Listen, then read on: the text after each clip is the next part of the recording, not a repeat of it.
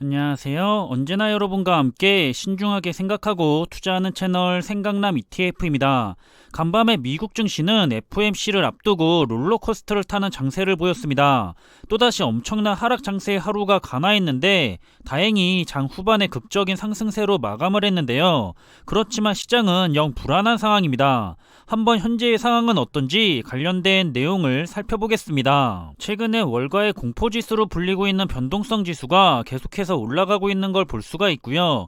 이는 곧 투자자들의 투자 심리가 좀처럼 개선이 되지 않고 있다는 의미를 가지고 있습니다. 오늘 간밤에 미국 증시의 주요 지수는 장 초반부터 크게 하락을 하면서 좋지 않은 분위기를 이어갔었는데요. 다행히 장 후반으로 가면서 극적인 상승장을 이끌어낸 모습을 볼 수가 있고요.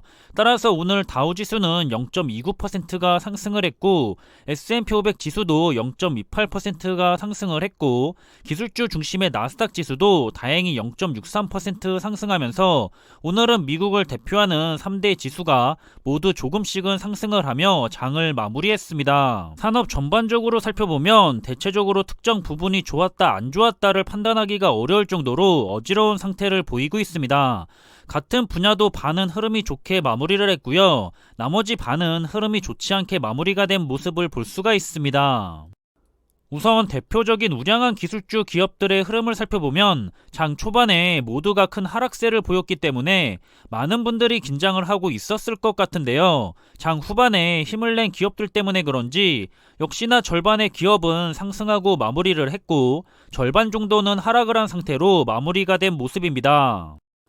그리고 우리 투자자들이 역시나 많이 투자하고 있는 분야인 S&P 500과 나스닥 100, 반도체, 미래자동차, 그리고 2차전지 분야까지 대표적인 투자 분야들 역시 오늘은 절반은 상승을 하고 절반은 하락한 것 같은데요. S&P 500과 나스닥 100 그리고 반도체 분야는 상승을 했고요. 반대로 미래자동차 분야인 자율주행이나 스마트 모빌리티 그리고 2차전지와 관련된 분야는 모두가 하락을 하고 마무리를 했습니다. 다음은 애안산업과 우량주, 바이오와 헬스케어, 그리고 신재생에너지 테마의 ETF들인데요.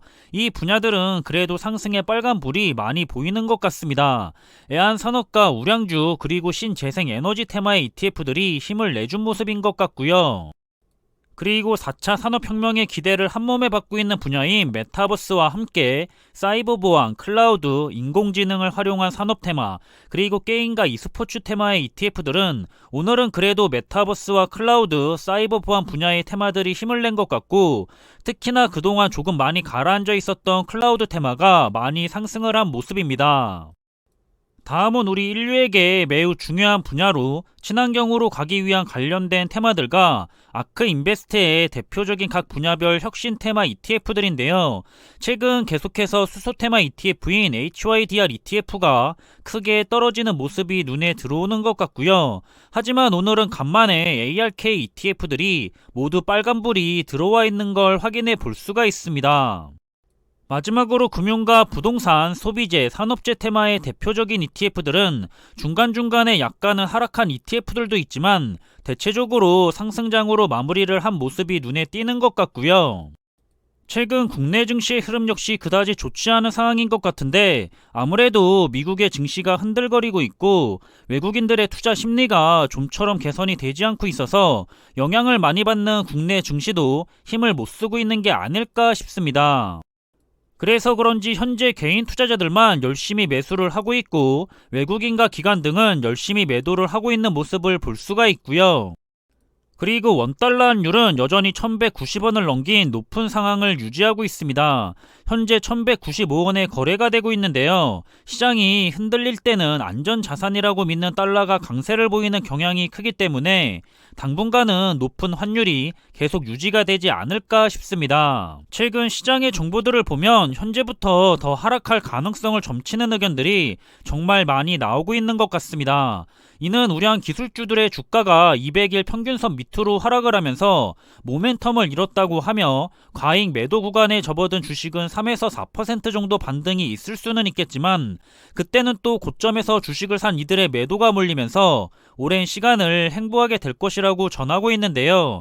이는 신고가를 경신하며 추가 상승을 하던 과거와는 다르게 이제 새로운 시장 국면이 형성됐다는 의미를 가지고 있다고 합니다. 현재 시장은 지난 금융위기 이후에 가장 안 좋은 1월을 맞이했다고 하면서 그동안 비정상적인 투자 열기로 인해서 과열이 됐던 시장이 드디어 이성을 되찾아가면서 정상적인 수준으로 되돌아가는 과정에 접어들었다고도 하고 있는데요. 우리 투자자들은 시장의 흐름을 정확하게 판단할 수가 없기 때문에 장기 투자를 해야 하는 시각에서는 이런 시장의 건전한 조정은 오히려 항상 더 싸게 매수할 수 있는 상황이기 때문에 긍정적으로 생각하면서 좋은 투자를 이어나가는 것이 어떨까 싶습니다. 이렇게 계속해서 안 좋은 전망이나 소식들도 많지만 좋은 소식들 또한 있는 편입니다.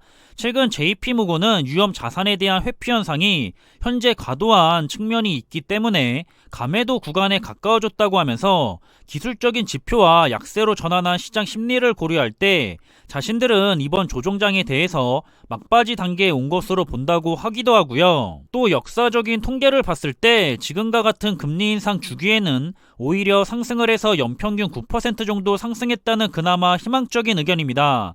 따라서 많은 전문가들이 변동성이야 크기는 하겠지만 결국에는 조금은 더 상승하게 될 것이라고 전망하는 의견도 많은 것 같고요. 지금은 현재 단기적으로 주가 흐름에 영향을 미칠 요소에는 크게 세 가지가 있습니다. 첫 번째는 FOMC 정례 회의를 앞두고 패드가 어떤 발언을 할지 시장은 주목을 하고 있고요. 두 번째는 금주에 계속해서 주요 빅테크 기업들이 지난 4분기 실적을 발표하는데 실적이 좋으면 다소 시장이 진정이 될 거라고 보고 있고 만약 실적이 안 좋다면 그야말로 다시 한번 큰 하락세를 볼 수도 있습니다. 그리고 마지막으로는 러시아와 우크라이나의 무력 충돌에 대한 전 세계적인 긴장감이 계속 고조가 되고 있는 상황인데요.